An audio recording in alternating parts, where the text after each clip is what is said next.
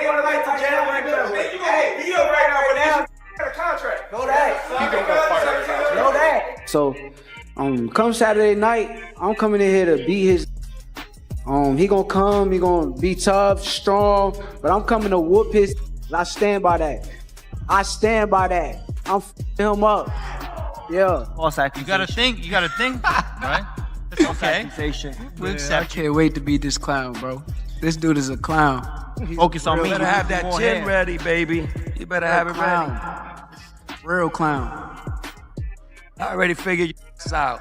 You not fighting. What else you got, man? Yo, Hey, yo, listen. senior, you're I only not seen in the 10 ring. seconds of your fight. I seen you fight before. I only You seen can't 10 fight. seconds of your fight. You're boring as hell. Come on, bro. Stop it, bro. Boring, man. You almost got knocked out. Even your daughter said you got knocked out. Knocked out. T.O. got hurt his Come last on, fight, too. man. Didn't he get hurt Cepeda his last dropped fight? Man, if it wasn't for those Did ropes. T.O. get hurt his last fight? My son don't be throwing Did punches, T.O. man. get hurt his last fight? Terence Crawford interrupts the Stevenson versus. The moment the press conference detonated, it stopped feeling like promotion and started feeling like unresolved business. Because when Shocker Stevenson and Teofimo Lopez dropped the polite masks and started talking about breaking each other, the energy shifted from controlled hype to raw intent, and you could hear it in the cadence of their voices, the interruptions, and the way pride took over logic in real time. Great things against them guys. I seen a lot of weaknesses in his game too, and something that he said earlier, he said, T.O. never lost to a southpaw. Well, I never lost to an orthodox. So, it ain't no different, but The difference is you never fought no elite fighter. Okay, I don't think y'all did either. Oh, so you gotta show it, baby. I don't think pressure's y'all on did you. either. I ain't see Not on my son. I ain't see Lomachenko throw no punches. You for never 6 been on a big rounds. stage like this. I didn't see Lomachenko throw punches You for never 6 been rounds. on a big stage like I this. didn't see Lomachenko throw punches 'Cause we for 6 froze him. rounds. Okay, you gonna see. We gonna freeze you too. You better not. Terence Crawford's sudden interruption during the Stevenson moment turned the entire press conference into something far more intense, as what was supposed to be simple promotion instantly began to feel like unresolved business. When Shakur Stevenson and Teofimo Lopez dropped their polite masks and started talking about breaking each other, the atmosphere shifted from controlled hype to raw, personal intent.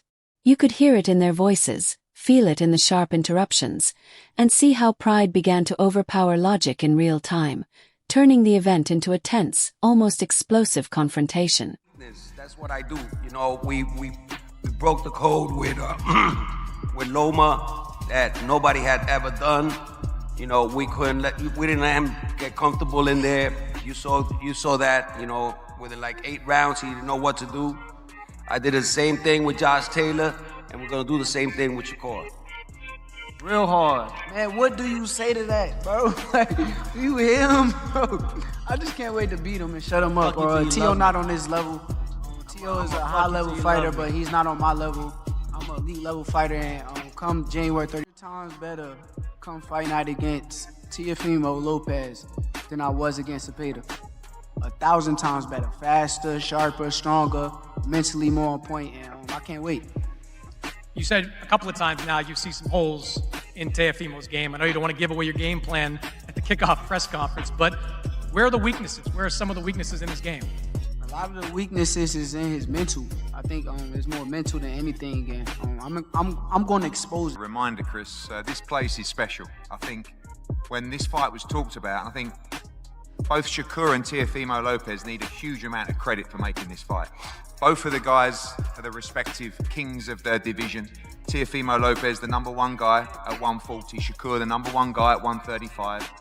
And when I heard about this fight, I didn't expect it to happen. And, you know, the work that His Excellency's done, Ring Magazine, to make this fight quite sensational. But the icing on the cake is to see the fight at Madison Square Garden. This is, for me, the absolute mecca. What stood out immediately was how Speaker One framed the chaos as something inevitable, because this wasn't just random shouting. It was months of built-up tension finally spilling over.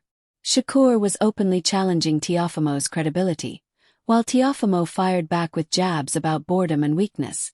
And neither man was willing to give an inch as the room edged closer to something physical. When Terence Crawford's name and presence entered the conversation, the temperature only rose, because legends don't interrupt unless something real is happening. The fact that the exchange kept spiraling even with respected champions in the room showed just how little either fighter cared about optics in that moment. Speaker One also captured how Teofimo Sr. escalated things by invoking Lomachenko and Josh Taylor, framing those wins as career-defining moments, only for Shakur to instantly dismiss them, not out of disrespect to those fighters, but as a direct statement that Teofimo had never faced someone with Shakur's level of control, discipline, and tactical depth. This fight is the first step of crazy map of boxing next year and the beginning of 2017. This is not an easy fight. Thank you. I don't know. I don't think he can get it done against Shakur when it comes to like because it's going to be just a skill match. I don't think he's going to try to rough Shakur up. And as the shouting continued, the press conference stopped sounding like talk and started sounding like round 13, with Shakur going straight after Teofimo's mindset, Teofimo mocking Shakur's style, and both men talking past each other. The clearest sign that neither was trying to convince the audience anymore, only the man sitting across from them. Speaker One's observation that promoters like Eddie Hearn tried to steer the moment back toward legacy said everything about how close it came to boiling over, because when promoters lose control of the narrative, it usually means the fighters have crossed into genuinely personal territory. Even the call-in from Turki Alilshik landed differently, cutting through the noise instead of feeding it, and Speaker One was right to note how his unimpressed tone somehow amplified the intensity, as if reminding both fighters that beneath all the chaos, something far bigger and more consequential was truly on the line. You know, Crawford stated, "Oh, you only got to me." Yeah, but he really wants to fight Crawford, and we're gonna call him out after we beat up his boy. You know, that's the game plan. That's even though you guys have, even if he requires you, well, he ain't gonna fight us, man. He ain't gonna fight us, man. We've been chasing this guy for the longest. My son is even willing to go up to 160 to fight him. You know, listen, speed kills. You know what I'm saying? Speed kills, and that's why we're gonna beat Shakur. He ain't faster than us, and we're gonna catch him. I tell my son when I told him, you know, let's go after Colmig, let's go after Lomachenko, let's go after Josh Taylor, and all of those three fights, he was the underdog. You know what I'm saying? And big time. I mean, with Josh Taylor, he was like 23 experts said that he was gonna lose. So you know, and he gave an amazing performance. You know. And it wasn't the same as the performance he gave with Barbosa's, you know, like his styles have changed all the time, and that's the scariest part about him, you know. And he comes to it. I mean, a bigger ring, or like, you know. We don't care about that, no? Man. I mean, we're just gonna box this dude, man. You know, we're not going in there for the knockout. We never do. You know, the only fight that my son looked like sloppy was with Barbosa's because he was dying in there. And, you know, he said that he felt better when he was attacking more, you know. But we never do that. Speaker One framed Teofimo Lopez as a fighter who keeps evolving, and what followed, with Teofimo Sr. taking the microphone again, marked a clear shift from emotional warfare to strategic confidence. Instead of trading insults, it sounded like a father laying out belief, emphasizing evolution, mentality, and preparation rather than reacting to Shakur's provocations.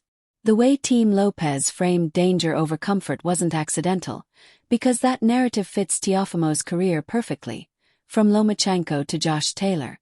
Whether people agree with it or not, Speaker One highlighted that this isn't a team hoping for miracles.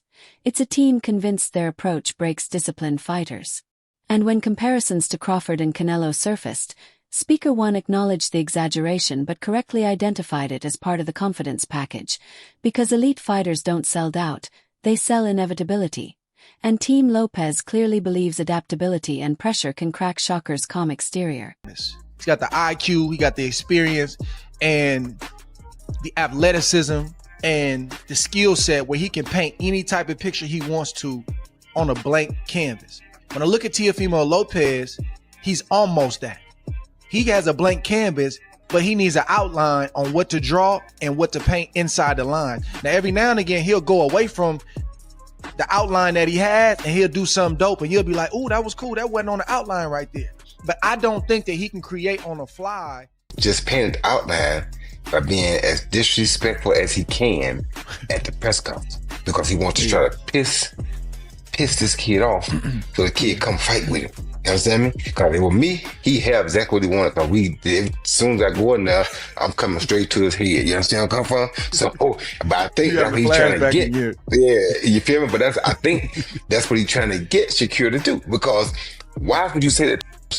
What does that have to do with boxing? You feel me? He knows that Shakur has great feet and he's not gonna be able to catch Shakur if he lets Shakur take his time to do what he does. So he got to try to make Shakur come in and try to kill him, which is what he just. The analysis deepened when Andre Ward and Roy Jones Jr. entered the discussion, because fighters who have lived at that level don't speak in hype. And Speaker One captured how they saw the press conference as strategic bait designed to pull Shakur into emotion instead of letting him operate surgically.